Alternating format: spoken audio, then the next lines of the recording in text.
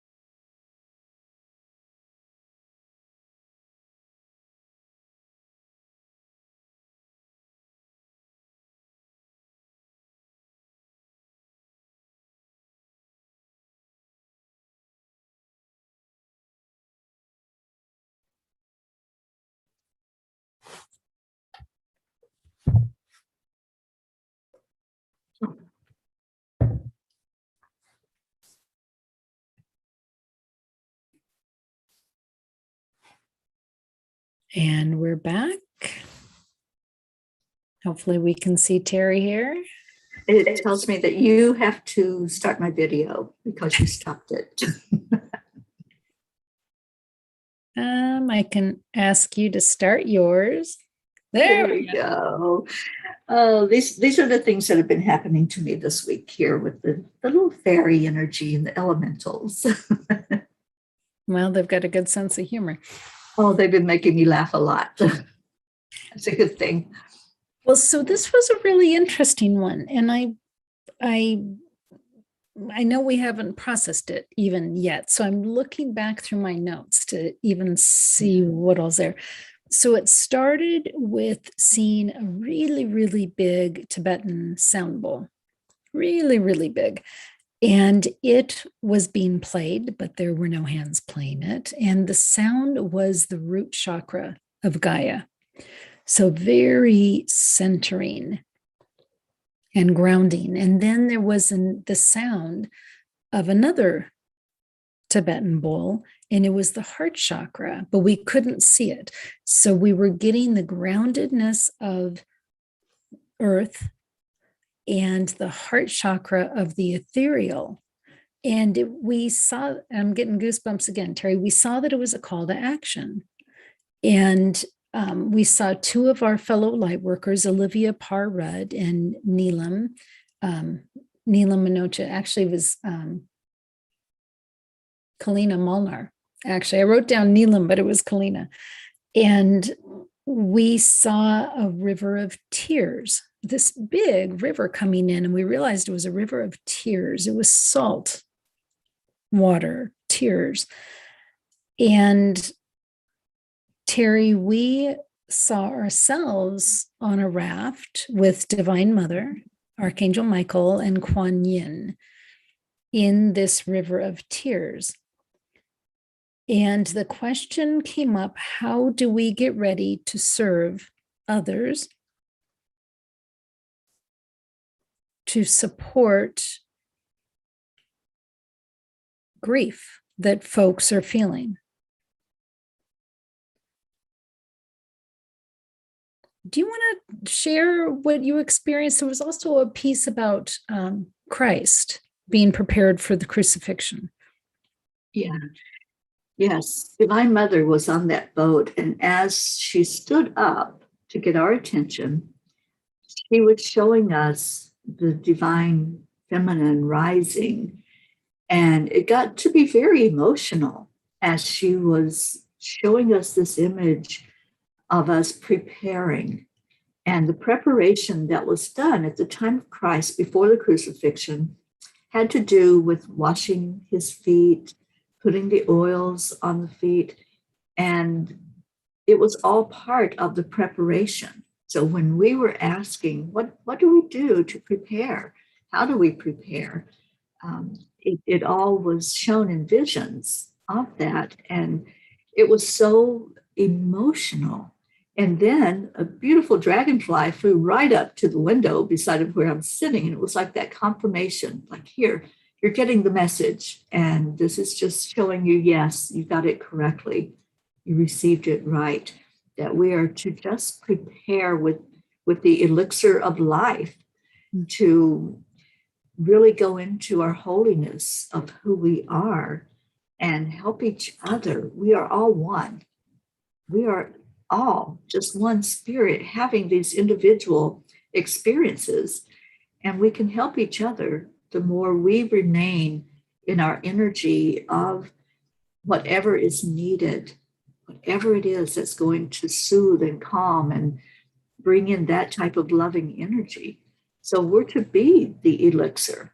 We are to be that which is going to place the oil and the calmness and cleansing the energy. And it was just such an emotional part of the conversation and the imagery that happened at that in those moments of going into what is our purpose in helping and preparing for what's to come. And it's big, whatever that is that we're sensing, it's really something big. I'm also getting if any of you are fearful or anxious about the state of the world, or whatever we're heading towards, to really call in the energy of Divine Mother and Christ, to really just put yourself in that energy, because there's so much nurturance and calm and love, profound love in that energy. That's really a message that I'm hearing. Yeah, it's going from fear to hope. And when we can start to calm our own mind and our own heart, then we can get into the hope, out of the fear. Love and fear just they don't mix. They can't reside together. It's going to be one or the other. So let's get out of the fear and see what can we do. That it is the call to action, Ruth. It's the call for all of us to make a commitment. That was what we heard. Are you ready? Are you going to commit to going forward? And we all have to come to that question and answer it for ourselves.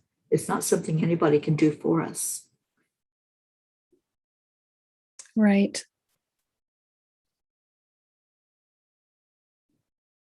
And I'm there just asking that we talk about the river of tears a little bit. I mean, there's always something happening on the planet that would drive a person to tears, and now is no different, obviously. Right. Yeah, and I think one of the parts of the call to action is to not wait for a traumatic event, a devastation, a catastrophe. Right. Let's prepare. That was what we heard loud and clear, to prepare and to be open and willing and make your commitment. Say your yes, that I'm going to be part of the solution. Whatever happens, I'm not going to dive into the fear of it. I'm going to, yes, release through the tears. There's going to be tears. This is a world of contrast. So there's always going to be something, like you said, Ruth, always. But knowing that, it kind of helps us to say, okay, whatever comes my way, I can maintain my vibration in the vibration of love, which is the highest vibration that is. Well, part of that, Teri, is being grounded and being in oneness with the divinity. And when goosebumps, so I'll go with that. When we are prepared, when we are standing in our strength, then whatever may come, we're able to better handle. And it doesn't knock us as much as if we're not grounded. And I remember Michelle Landers here on Enlightened World Network, she's our numerologist, talking about September. And September is a month with a lot of potential of things happening. And she and I were talking about the best way to get through that is to be grounded, to be standing in your knowingness, to be one in your connection with the spiritual divinity. And here, I think we're seeing that again. Yeah. Yeah. And I remember you received the message that it would be no surprise. Mm-hmm. When we can stay in our heart and in our mind and know this is the world we live in, where there's always going to be something that comes up, something that happens, then it won't be a surprise and we won't get knocked off our feet when it happens, because we've already drank that elixir and gone into the energy of preparation and being ready. Yes. So, friends, what can you do to prepare yourself for this next stage, whatever this next stage is in your own spiritual life? So I know for me and for Teri as well, it's spending that time daily, connecting in, really feeling at one with spirit and that space of groundedness. So I just encourage you, be asking yourself, what can I do? every day to be at my spiritual place of strength, because I think that's what's being required of us right now. There it is. And stay in your hearts. When we get out of our heart, we start going into the fear and overanalyzing and seeing the illusion of things instead of the reality that love is really all that is.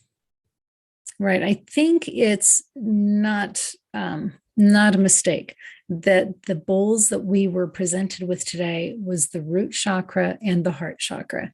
So everything I'm hearing is stay in that place where you're grounded into both. Beautiful. Thank you, Teri. Thank you for being here today. Oh, so much love. Yeah, love you so much. And friends, thank you for being here, whether it's replay or live. We're so glad to be part of this adventure with you. It really is an adventure, the adventure of life. So y'all take good care. God bless. And we'll see you soon here on Enlightened World Network.